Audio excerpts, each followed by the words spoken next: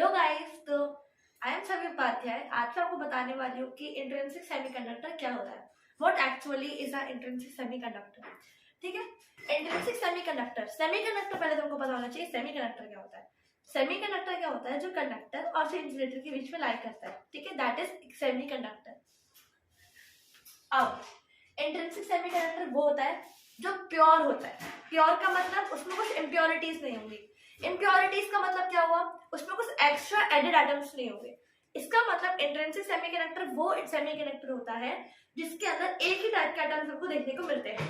अगर वो सिलिकॉन का बना है तो उसमें सिर्फ और सिर्फ सिलिकॉन के एटम्स होंगे। अगर वो जर्मेनियम का बना है तो उसमें सिर्फ जर्मेनियम के एटम्स होंगे और नो अदर एक्स्ट्रा एटम्स। ठीक है, इस वजह से इसमें कुछ इम्प्योरिटीज नहीं होती। अब इम्प्योरिटीज किसमें होती है? एक्सट्रिंसिक सेमीकंडक्टर में। एक्सट्रिंसिक सेमीकंडक्टर में क्या होता है? ऊपर से कुछ इम्प्योरिटीज ऐड करते हैं, वो हम बाद में बताएंगे आपको। पर इंट्रिंसिक सेमीकंडक्टर क्या होता है? बेसिकली अभी यहाँ पे क्या होता है? प्योर, यानी कि उसमें एक ही टाइप के एटम हमको देखने को मिलेंगे। ठीक है, अब जैसे मैंने आपके सामने एक एग्जांपल रखा सिलिकॉन का। देखो, हमको पता होना चाहिए कि कोई भी एटम स्टेबल होने के लिए उसके पास उसका ऑक्टेट रूल कंप्लीट होना चाहिए, या तो ऑक्टेट या तो डुप्लेट। ठीक है, ऑक्टेट रूल कंप्लीट होना चाहिए।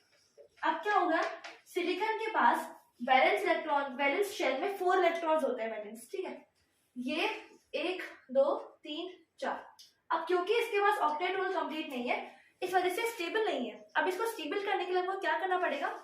कोवैलेंसी, यानी कि वैलेंस बॉन्ड। ठीक है, वैलेंस बॉन्ड क्या होता है? वैलेंस इलेक्ट्रॉन्स की बॉन्डिंग।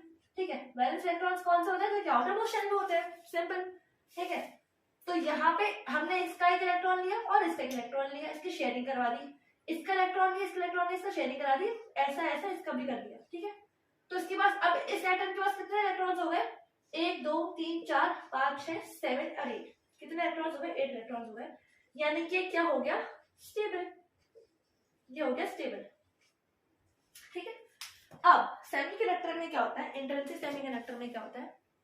देखो, रूम टेम्परेचर पे हमको याद रखने की चीज है कुछ कुछ। रूम टेम्परेचर पे तो एक परफेक्ट इंसुलेटर की तरह काम करेगा। ठीक है, एक परफेक्ट इंसुलेटर की तरह काम करेगा रूम टेम्परेचर पे। पर जब हम इसका टेम्परेचर बढ़ा लेंगे, टेम्परेचर बढ़ाने के बाद एक काम करेगा एक कंडक्टर की तरह। ठीक है, रूम टेम्परेचर पे किसकी तरह काम करेगा? ये रूम टेम्परेचर पे एक इंसुलेटर की तरह। और जैसे ही मैं इसका टेम्परेचर बढ़ा दूंगी तो ये किसकी तरह काम करेगा? एक कंडक्टर की तरह काम करेगा ये।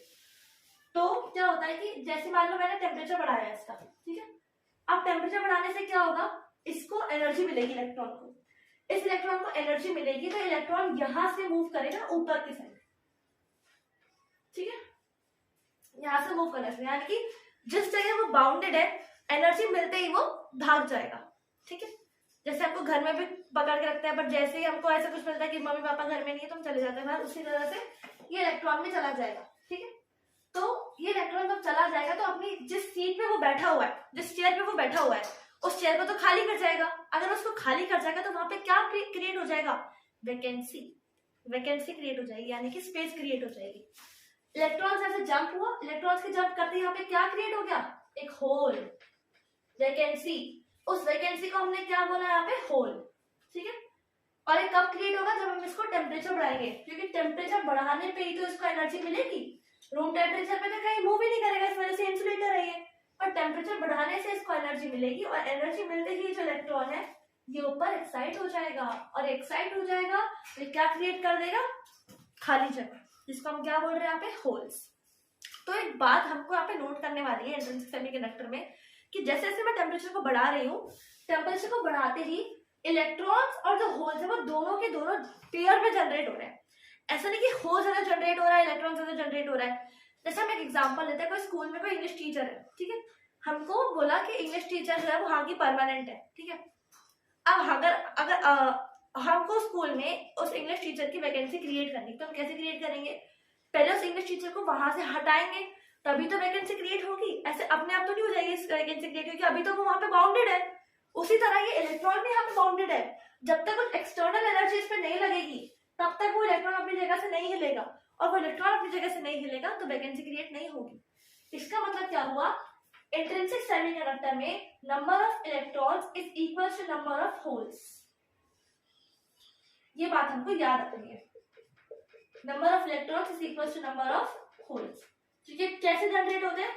They generate in a pair, ठीक है, सेमीकंडक्टर में, इंट्रिंसिक सेमीकंडक्टर में। और हमने दो चीजें और पढ़ी इंट्रिंसिक सेमीकंडक्टर में, क्या क्या थी वो इंपॉर्टेंट चीजें? पहली बात, जब रूम टेम्परेचर होगा, ठीक है, जब रूम टेम्परेचर होगा तो किसकी तरह बिहेव करेगा? इंसुलेटर की तरह। और जब हम इसका टेम्परेचर इंक्रीज करेंगे तो इसकी कंडक्टिविटी इंक्रीज होगी। कंडक्टिविटी कैसे इंक्रीज होगी? देखो, कोई भी चीज कंडक्ट करने के लायक तब होती है, वो एबल उसकी कंडक्ट करने की कैपेबिलिटी तब होती है उसके अंदर, जब हम उसमें फ्री इलेक्ट्रॉन्स पैदा करते हैं, जब उसके अंदर फ्री इलेक्ट्रॉन्स हो जाए, ठीक है। क्योंकि इसके पास फ्री इलेक्ट्रॉन्स हो गए टेम्परेचर इंक्रीज करने की वजह से, हमने इसको एनर्जी दी, इलेक्ट्रॉन्स एक्साइट हो गए, इलेक्ट्रॉन्स एक्साइट होते ही बाहर चले गए, तो फ्री इलेक्ट्रॉन्स पैदा हो गए। फ्री इलेक्ट्रॉन्स पैदा होते ही क्या हो जाता है? कंडक्टेंस, ठीक है। तो यहाँ पे हो गया कंडक्टेंस। अब कंडक्टेंस होते ही क्या हुआ कि सेमीकंडक्टर जो है वो एक कंडक्टर की तरह बिहेव करने लग गया, ना कि एक इंसुलेटर की तरह, जो वो कब बिहेव कर रहा था? रूम टेम्परेचर पर, ठीक है। तो हमने दो चीजें क्या सीखी? तीन चीजें हमने क्या सीखी? पहली बात तो इंट्रिंसिक सेमीकंडक्टर जो है वो सेम एटम का बनेगा, उसमें कुछ इम्प्योरिटीज नहीं होगी, यानी कि वो प्योर होगा। सेकेंड चीज, जैसे जैसे मैं टेम्परेचर बढ़ाऊंगी वैसे वैसे इसकी कंडक्टिविटी इंक्रीज होगी। कंडक्टिविटी इंक्रीज होगी तो सेमीकंडक्टर कैसे बिहेव करेगा? कंडक्टर की तरह। तीसरी चीज, जैसे ही मैं इसको रूम टेम्परेचर पे ला लूंगी सेमीकंडक्टर को, वैसे ही वो किसकी तरह बिहेव करेगा? एक इंसुलेटर की तरह बिहेव करना चालू कर देगा। और इंट्रिंसिक सेमीकंडक्टर में हमेशा number of holes is equal to number of electrons, क्योंकि दोनों कैसे जनरेट होंगे? ये दोनों पेयर में जनरेट होंगे। That's it, this is only a intrinsic semiconductor. Thank you.